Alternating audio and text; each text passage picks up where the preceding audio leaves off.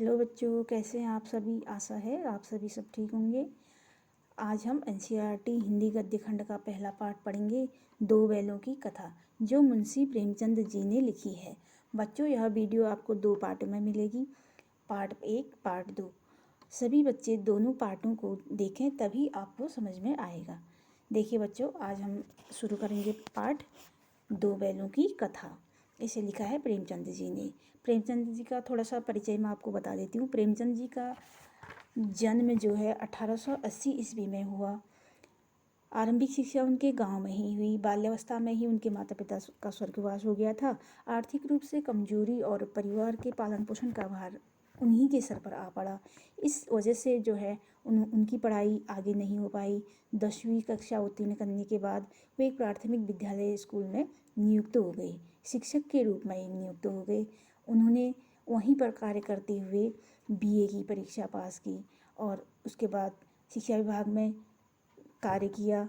और इन्हीं संघर्षों के पश्चात जो है उनका 1936 ईस्वी में बीमारी के उपरांत जो है निधन हो गया। उनका बचपन का नाम जो था धनपत राय था। इनकी जो रचनाएं थी मानसरोवर के 8 खंडों में संकलित थी।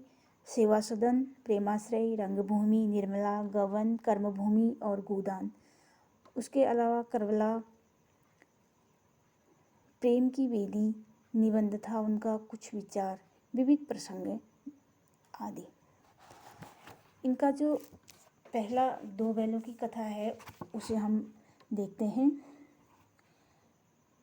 यह एक आज़ादी की लड़ाई के बारे में भी हमें संबोधित करता है। यह चैप्टर, यह पाठ जो है हमें बताता है कि आज़ादी जो है बहुत सीधे और सरल तरीके से किसी को भी नहीं मिलती है। उसके लिए हमें बहुत संघर्ष करने पड़ते हैं। यहीं पर जो है दो बैलों की कथा के माध्यम से मुंशी प्रेमचंद जी ने यह हमें समझाने का प्रयास किया है। जानवरों में गधा सबसे ज़्यादा बुद्धिहीन समझा जाता है। जब हम किसी आदमी को परले दर्जे का बेवकूफ़ कहना चाहते हैं तो उसे गधा कहते हैं। गधा सचमुच बेवकूफ़ है या उसके सीधेपन उसकी निरापद सहिष्णुता ने उसे यह पदवी दे दी है, यह इसका निश्चय नहीं किया जा सकता। गायें सींग मारती हैं। ब्याई हुई गाय तो अनायास ही सिंहिनी का रूप धारण कर लेती हैं। आपने देखा होगा कि जो गधा होता है वो बहुत सीधा साधा होता है। उसको जैसा दिया वैसी खा लेता है, जहाँ पर बांधा वहीं पर रहता है। और जो गाय होती है वह बहुत सींग, कोई गाय तो बहुत सींग मारने वाली होती है। अगर कोई ब्याई हुई गाय होती है तो अनायास ही एक शेरनी का रूप धारण कर लेती है और अपने सामने किसी को भी आने से मार देती है। कुत्ता भी बहुत गरीब जानवर है, लेकिन कभी कभी उसे भी क्रोध आ जाता है, किंतु गधे को कभी क्रोध आते हुए हमने नहीं सुना, ना देखा। चाहे जितना मारो, जैसे खराब सड़ी घास सामने डाल दो, उसके चेहरे पर कभी असंतोष की छाया नहीं दिखाई देती। बैसाख में चाहे एकाध बार कुलेल कर लेते हैं, पर हमने तो उससे कभी खुश होते नहीं देखा। उसके चेहरे पर एक विषाद स्थायी रूप से छाया रहता है और सुख दुख हानि लाभ किसी भी दशा में उसे बदलते नहीं देखा। ऋषि मुनियों के जितने गुण हैं वो सभी उनमें पराकाष्ठा को पहुँच गई है। अब यहाँ पर बताया गया है कि कुत्ता भी अगर क्रोध में आ जाता है तो वह भी काट लेता है, लेकिन जो बैल होते हैं और जो गधे होते हैं वो बहुत सीधे साधे होते हैं। बैल क्या करते हैं, बैसाख महीने में थोड़ा सा कुलेल कर लेते हैं गाय बच्चियों के साथ और वो खुश रहते हैं और उनके चेहरे पर कभी भी विषाद, दुख या असंतोष की छाया नहीं दिखाई देती है। और जैसे ऋषि मुनियों को कोई उनकी बुराई करे या प्रशंसा करे, उनके गुण के पराकाष्ठा पहुँचाए या हानि पहुँचाए तो उन्हें कोई दुख या सुख नहीं होता है, वैसे ही जो है इनके अंदर भी सद्गुण भरे हुए हैं। कदाचित सीधापन संसार के लिए उपयुक्त नहीं है। देखिए भारतवासियों की अफ्रीका में क्या दुर्दशा हो रही है। क्यों अमेरिका में उन्हें घुसने नहीं दिया जाता। बेचारे शराब नहीं पीते, 4 पैसे कुछ समय के लिए बचा कर रखते हैं, जी तोड़कर काम करते हैं, किसी से लड़ाई झगड़ा नहीं करते, 4 बातें सुनकर गम खा लेते हैं, फिर भी बदनाम है। कहा जाता है कि वे जीवन के आदर्श को नीचा करते हैं। अगर वे भी ईंट का जवाब पत्थर से देना सीख जाते तो शायद। यहाँ पर बताया गया है कि जिस हिसाब से भारतीय हैं वो विदेशों में जाते हैं तो उनके साथ क्या दुर्दशा हुई। और आज़ादी के समय जब हमारे देश में अंग्रेज आए और जिन्होंने हमारे देश को गुलाम बनाया, आज़ादी जब पानी थी तो उसके लिए हमें काफ़ी संघर्ष करने पड़े हमारे भारतवासियों को। और यह जो आज़ादी मिली है वह बहुत आसानी से नहीं मिली है। आगे देखिए, सभ्य कहलाने लगते। जापान की मिसाल सामने है। एक ही विजय ने उसे संसार की सभ्य जातियों में गण्य बना दिया। लेकिन गधे का एक छोटा भाई और भी है जो उससे कम सीधा है और वह है बैल, जिसका अर्थ में हम गधे का प्रयोग करते हैं उसी से मिलते जुलते अर्थ में बछिया के ताओ का भी प्रयोग है। कुछ लोग बैल को शायद बेवकूफ़ों में सर्वश्रेष्ठ कहेंगे, मगर हमारा विचार ऐसा नहीं है। बैल कभी कभी मारता भी है, कभी कभी अड़ियल बैल भी देखने में आता है और भी कई रीतियों से अपना असंतोष प्रकट करता है, अतएव उसका स्थान गधे से नीचा है। अब दूसरा जो है, पहले तो गधे के बारे में बता रहे थे, उसके बाद बैल, वो गधे का छोटा भाई बैल होता है। बैल क्या करता है, कभी कभी मारता भी है, लेकिन कोई कोई बैल जो है बहुत सीधे साधे होते हैं और कोई कोई बैल बहुत अड़ियल टाइप के भी होते हैं। झूरी कांची के दोनों बैलों के नाम थे हीरा और मोती। ऐसे ही एक झूरी नाम के एक व्यक्ति थे, उनके 2 बैल थे, उनका नाम था हीरा और मोती। वे पछाई जाति के थे, बहुत सुंदर दिखने में थे और चौकसे थे, ढील में ऊंचे थे, मोटे ताजे रहते थे, खूब अच्छे से खिलाते पिलाते थे। झूरी उन्हें कुछ दिनों साथ रहते रहते दोनों में भाईचारा हो गया। दोनों बैल आपस में भाईचारा हो गया। दोनों आमने सामने या पास पास बैठते हुए एक दूसरे से मूक भाषा मतलब एक दूसरे की जो विचार थे वो समझ जाते थे, उसे मूक भाषा बोला जाता है। और मूक भाषा में वो क्या करते थे, विचार विनिमय करते थे। उनके विचारों को हीरा की बातें मोती समझ जाता था और मोती की बातों को हीरा समझ जाता था। एक दूसरे के मन की बातें कैसे समझ जाता था हम नहीं कह सकते।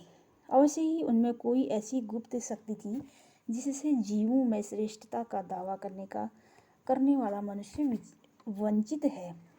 कहने का मतलब है कि जो गुण जो है, जो शक्ति जो है जानवरों में है, एक दूसरे के विचारों को समझने की, यह जो है मनुष्य में नहीं हो सकती है। दोनों एक दूसरे को चाटकर और सूंघकर अपना प्रेम प्रकट करते। वो दोनों क्या करते थे, एक दूसरे को चाटते थे, दोनों को सूंघते थे, एक दूसरे का प्रेम जो है प्रकट करते थे। कभी कभी दोनों सींग मिला लिया करते थे और कभी कभी जो है खेलते खेलते वो दोनों आपस में सींग भी मिला लिया करते थे। विग्रह के नाते नहीं, किसी द्वेष के नाते नहीं, ये लड़ाई के मामले मतलब लड़ाई के उससे नहीं, केवल किस लिए, प्रेम से, केवल विनोद के भाव से, आत्मीयता के भाव से। जैसे दोस्तों में घनिष्ठता होते ही धौल धप्पा होने लगता है। जैसे 2 दोस्त मिलते हैं, दो उनमें आपसी मतभेद भी होते हैं और प्रेम भी होता है। इसके बिना दोस्ती कुछ फुसफुसी, कुछ हल्की सी लगती है, जिस पर ज़्यादा विश्वास नहीं किया जा सकता है। जिस वक्त ये दोनों बैल हल या गाड़ी में जोत दिए जाते और गर्दन हिला हिला कर चलते, उस वक्त हर एक की यही चेष्टा होती कि ज़्यादा से ज़्यादा बोझ मेरी गर्दन पर रहे। दोनों में इतना प्यार था और जब वो उनको खेत पर जाता था तो दोनों की चेष्टा, दोनों की नज़र, दोनों के विचार यह रहते थे कि ज़्यादा से ज़्यादा भार मेरे कंधे पर हो। हीरा सोचता था मेरे कंधे पर हो और मोती सोचता था ज़्यादा मेरे कंधे पर हो। उन दोनों में जो है इतना प्रेम था। और दिन भर के बाद दोपहर या संध्या को दोनों खुलते तो एक दूसरे को चाट चाट कर अपनी थकान मिटा लिया करते। नाद में खली भूसा पड़ जाने के बाद दोनों साथ उठते, साथ में मुंह डालते और साथ बैठते। एक मुंह हटा लेता तो दूसरा भी हटा लेता। देखिए इन दोनों के अंदर कितना प्यार था। दोनों बैलों के अंदर। और ये सब क्या करते थे, एक साथ सोते थे, एक साथ उठते थे, एक साथ बैठते थे और खाना भी जो है एक साथ ही खाते थे। संयोग की बात, जूरी ने एक बार गोई को ससुराल भेज दिया। बैलों को क्या मालूम वे क्यों भेजे जा रहे हैं। इससे मालिक ने हमें बेच दिया। समझे कि मालिक ने हमें बेच दिया। अपना यूँ बेचा जाना उन्हें अच्छा नहीं लगा, या बुरा कौन, बुरा उनको जो है अपने आप को बेचा जाना बहुत बुरा लगा। हालांकि उनको बेचा नहीं था, थोड़े दिन के लिए वहाँ भेजा गया था, लेकिन उन बैलों को यह क्या मालूम था। और पर जूरी के साले गया को घर तक गोई ले जाने में दांतों पसीना आ गया। यहाँ पर देखो, दांतों पसीना आ गया मतलब उनको बहुत तकलीफ उठानी पड़ी। क्यों? क्योंकि जो हीरा और मोती थे वो उनके घर नहीं जाना चाहते थे। वह अपने घर में ही जूरी के पास ही रहना चाहते थे। पीछे से हाँकता तो दोनों बाएं दाएं चले जाते, दाएं बाएं भागते। पहिया पकड़कर आगे से खींचता तो दोनों पीछे की ओर जोर लगाते। मारता तो दोनों सींग नीचे करके हुंकारें करते और दोनों जो है चीखने लगते थे। अगर ईश्वर ने उन्हें वाणी दी होती तो जूरी से पूछते, तुम हम गरीबों को क्यों निकाल रहे हो? हमने तो तुम्हारी सेवा में करने में कोई भी कसर नहीं छोड़ी। अगर इतनी ही मेहनत से काम न चलता था तो और काम ले लेते, तो हमें तुम्हारी चाकरी में मर जाना कबूल था। देखो, वह अपने मालिक से जो है अत्यंत प्रेम करते थे और मालिक भी जो है उन्हें बहुत प्यार करते थे। इसलिए वह बोल रहे हैं अपनी मूक भाषा में, एक दूसरे के विचारों को समझ रहे हैं और वो बोल रहे हैं कि हमें ऐसे क्यों बेचा गया। अगर हम बहुत कम काम कर रहे थे तो और काम ले लेते, तब भी हम वहीं पड़े रहते और वहीं पर हम मर जाते। हमें वही कबूल था। हमने कभी दाने चारे की शिकायत नहीं की। और दोनों सोच रहे थे कि हमने उनसे कभी दाने चारे की शिकायत भी नहीं की। तुमने जो खिलाया वह सिर झुकाकर खा लिया, फिर तुमने हमें इस जालिम के हाथ क्यों बेच दिया। वह जो है गया को जालिम कह करके संबोधित कर रहे हैं। संध्या समय दोनों बैल अपने नए स्थान पहुँचे। दिन भर के भूखे थे, लेकिन जब नाद में लगाए गए तो एक ने भी उसमें मुंह न डाला। दिल भारी हो रहा था। दोनों जिसे उन्होंने अपना घर समझ रखा था वह आज उनसे छूट गया था। यह नया घर, नया गांव, नए आदमी उन्हें बेगानों से लगते थे। संध्या समय दोनों बैल अपने नए स्थान पर पहुँचे। दिन भर के भूखे थे, लेकिन जब नाद में लगाए गए तो एक ने भी उसमें मुँह न डाला। दिल भारी हो रहा था। जिसे उन्होंने अपना घर समझा था वह आज उनसे छूट गया। यह नया घर, नया गांव, नए आदमी उन्हें बेगानों से लगते थे। बच्चों देखिए, अपने घर पर जब रहने लगते हैं तो दूसरी जगह पर किसी को भी अच्छा नहीं लगता है, भले ही वो जानवर हो या कोई इंसान। दोनों ने अपनी मूक भाषा में सलाह की, एक दूसरे को कनखियों से देखा और लेट गए। जब गांव में सोता पड़ा तो दोनों ने जोर मारकर पगड़े तुड़ा डाले और घर की तरफ चले। पगले बहुत मजबूत थे। अनुमान न हो सकता था कि दोनों की कोई बैल उन्हें तोड़ सकेगा, पर इन दोनों में इस समय दूनी शक्ति आ गई थी। एक एक झटके से रस्सियाँ टूट गई। उन्होंने मूक भाषा में सलाह की दोनों ने, और एक दूसरे ने जोर लगाया और दोनों ने रस्सियाँ तोड़ दी और वो वहाँ से भाग निकले। जैसे ही दोनों भाग निकले और रस्सियाँ टूट गई। सुबह जो है जूरी प्रातःकाल सोकर उठा तो देखा कि दोनों बैल चरनी पर खड़े हैं। दोनों की गर्दनों में आधा आधा गराव लटक रहा था, घुटनों तक कीचड़ से भरे, और दोनों की आंखों में विद्रोहमय स्नेह झलक रहा था। प्रातःकाल जैसे ही जूरी उठ कर के बाहर आए तो उन्होंने देखा कि उनकी चरनी पर जहाँ पर उनको बांधा जाता था उस जगह पर जो है दोनों बैल खड़े थे। दोनों की गर्दन में क्या था? बहुत घराव था, बहुत गुस्से में थे। गुस्सा कैसा था? प्यार वाला गुस्सा था अपने मालिक के प्रति। और वह बहुत इधर उधर फंसे हुए थे, कीचड़ में उनके पैर सने हुए थे और उनकी आंखों में क्या था? विद्रोहमय स्नेह था। अपने मालिक के प्रति जो है विद्रोहमय गुस्सा भी था और उस गुस्से में क्या था? प्यार झलक रहा था। झूरी बैलों को देखकर स्नेह से गदगद हो गया। झूरी तो उन्हें बहुत प्यार करता था और जैसे ही उन्होंने अपने बैलों को देखा तो वह उनके प्रति बहुत गदगद हो गई प्रेम से। दौड़कर उन्हें गले लगा लिया। प्रेमालिंगन और चुंबन का वह दृश्य बड़ा ही मनोहर था। वह जो जानवरों से भी बहुत लगाव होता है, जो वो दृश्य था वह बहुत मनोहारी, मन को मोह लेने वाला था। घर और गांव के लड़के जमा हो गए और तालियां बजा बजा कर उनका स्वागत करने लगे। गांव के इतिहास में यह घटना अभूतपूर्व न होने पर भी महत्वपूर्ण थी। बाल सभा ने निश्चय किया दोनों पशु वीरों का अभिनंदन पत्र देना चाहिए। कोई अपने घर से रोटियां लाया, कोई गुड़, कोई चोकर, कोई भूसी। तो गांव के लोग भी जो है उन्हें बहुत अच्छा मानते थे और जैसे ही वो अपने चरनी पर आए, अपने घर पर आए, तो गांव के लोग उन्हें भी तालियां बजा बजा करके उनके स्वागत किया और उनके लिए अलग अलग प्रकार से खाने की चीज़ें लेके आए। एक बालक ने कहा, ऐसे बैल किसी के पास न होंगे। दूसरे ने समर्थन किया, इतनी दूर से दोनों अकेले चले आए। तीसरा बोला, बैल नहीं है, वे उस जन्म के आदमी है। इसका प्रतिवाद करने का किसी को साहस न था। देखो उन बैलों को कैसी कैसी कितनी अच्छी अच्छी उपाधियाँ वहाँ पर दी जा रही हैं, क्योंकि वह बैल दोनों बहुत समझदार थे, बहुत अच्छे थे। जूरी की स्त्री ने बैलों को द्वार पर देखा तो जल उठी।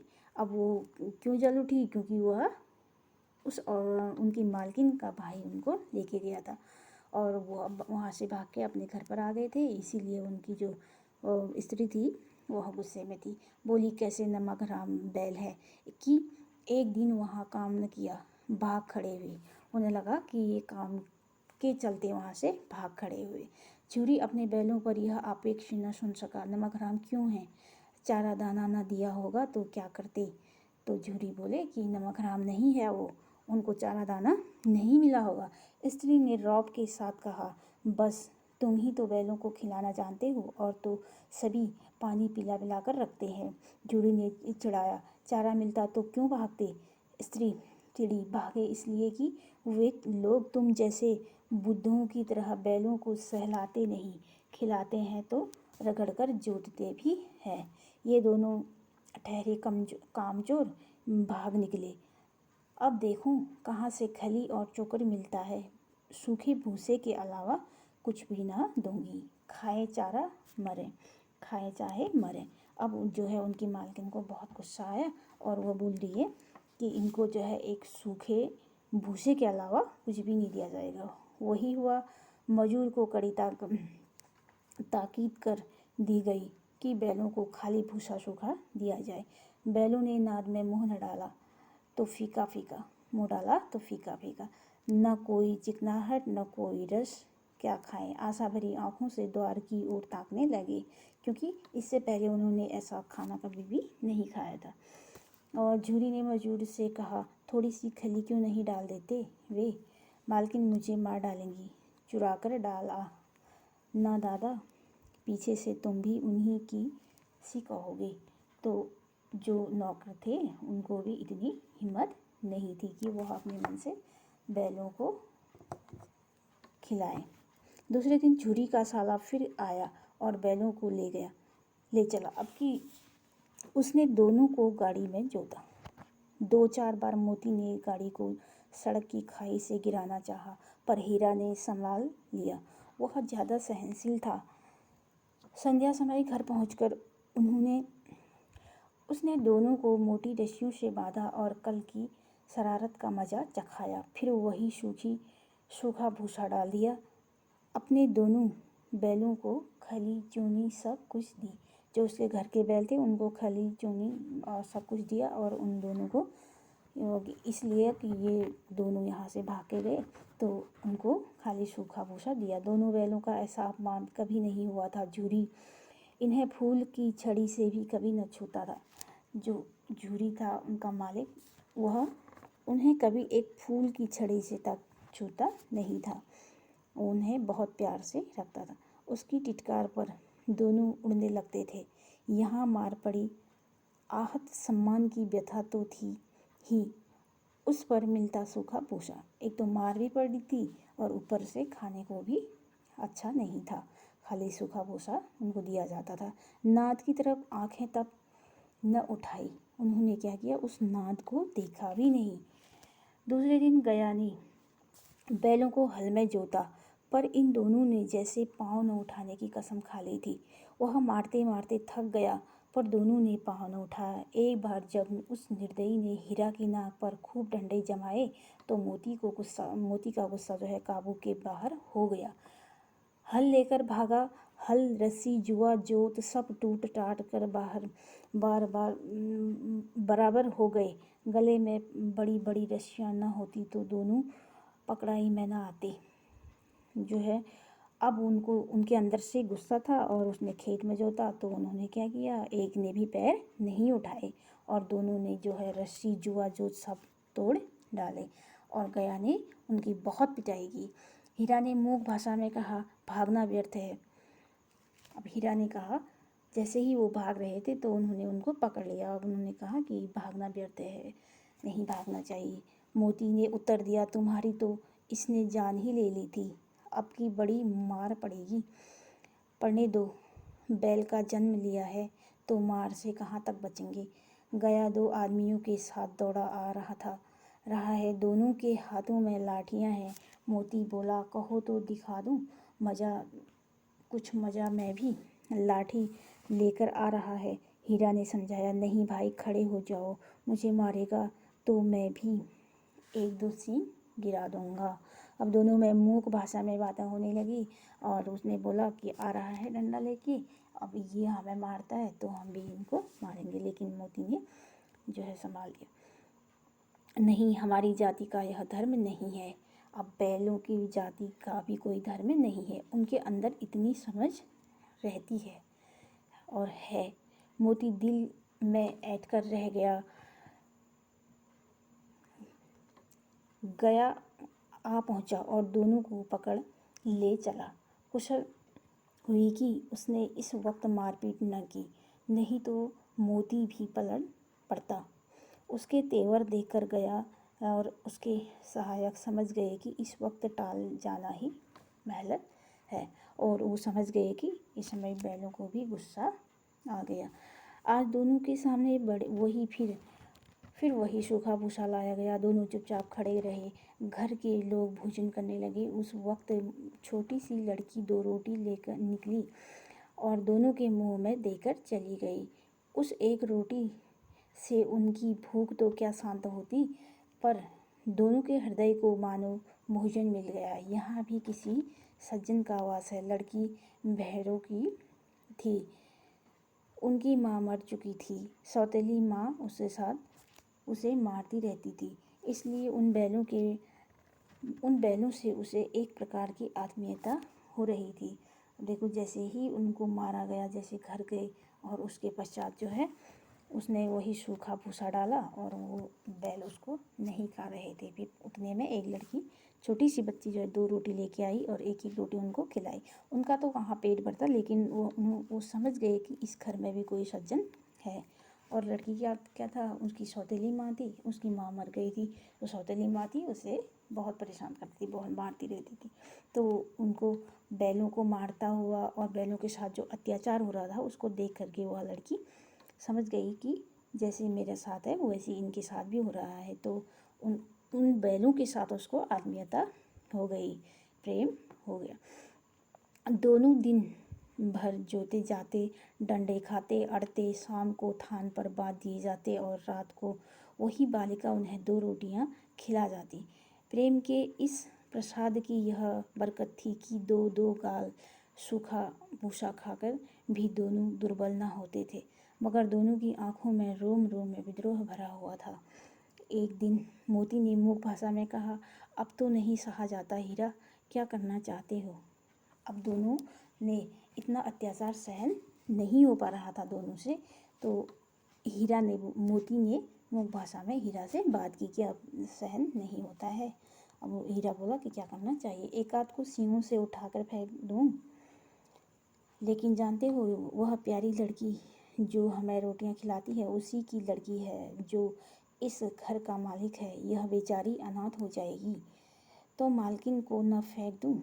अब जो है पहले तो उनको मालिक के प्रति हो रहा था मारने का प्लान, उसके बाद जो है उनको दया आई और बोले कि जो लड़की थी बेचारी वो फिर बेसहारा हो जाएगी। और तो उसके बाद वो प्लान किसका बनाने लगे, मालकिन का।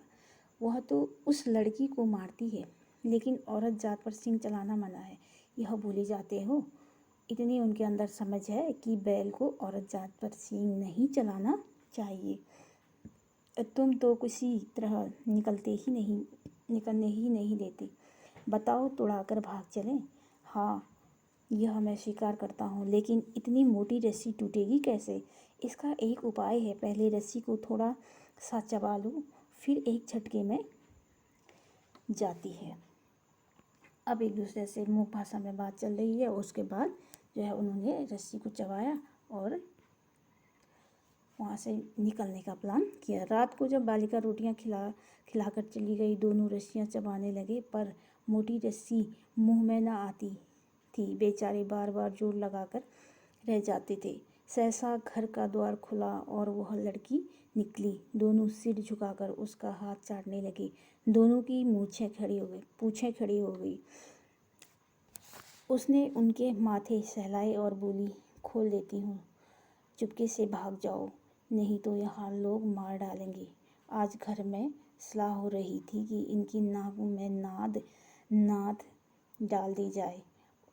उसने गराव खोल दिया, पर दोनों चुपचाप खड़े रहे। मोती ने अपनी भाषा में पूछा, अब चलते क्यों नहीं। हीरा ने कहा, चले तो, लेकिन कल इस अनाथ पर आफत आएगी। बस इसी पर संदेह करेंगे। सहसा बालिका चिल्लाई, दोनों फूफा वाले बैल भागे जा रहे हैं। ओ दादा, दोनों बैल भागे जा रहे हैं, जल्दी दौड़ो। यहाँ से जो है उस लड़की ने उनकी रस्सी खोल दी और अपना फिर चिल्लाने लगी। उसके बाद क्या होता है कि गया हड़बड़ाकर भीतर से निकला और बैलों को पकड़ने चला। वे दोनों भागे। गया ने पीछा किया और भी तेज हुए। गया ने शोर मचाया। फिर गांव के कुछ आदमियों को भी साथ लेने के लिए लौटा। दोनों मित्रों को भागने का मौका मिल गया। सीधे दौड़ते चले गए, यहाँ तक कि मार्ग का ज्ञान न रहा। जिस परिचित मार्ग से आए थे उनका यहाँ पता न था। नए नए गांव मिलने लगे। तब दोनों एक खेत के किनारे खड़े होकर सोचने लगे, अब क्या करना चाहिए। हीरा ने कहा, मालूम होता है राह भूल गए। अब दोनों में बहस होने लगी और दोनों कहने लगे, पीछे से उनके वो आ रहे थे उनको पकड़ने के लिए और दोनों भागे जा रहे थे। नया नया गांव था, परिचित नहीं थे। और हीरा ने कहा कि अब क्या करें, हम रास्ता भूल गए हैं। तुम भी बेतहाशा भागे, वहीं उसे मार गिराना था। अब दोनों में बातें होने लगी कि हम यहाँ से खाली भागे और उसी को मार गिराना था। उसे मार गिराते तो दुनिया क्या कहती, वह अपना धर्म छोड़ दे, लेकिन हम अपना धर्म क्यों छोड़ें। दोनों भूख से व्याकुल हो रहे थे। खेत में मटर खड़ी थी, चरने लगे। रह रहकर आहट लेते थे, कोई आता तो नहीं। अब उनको डर भी थी।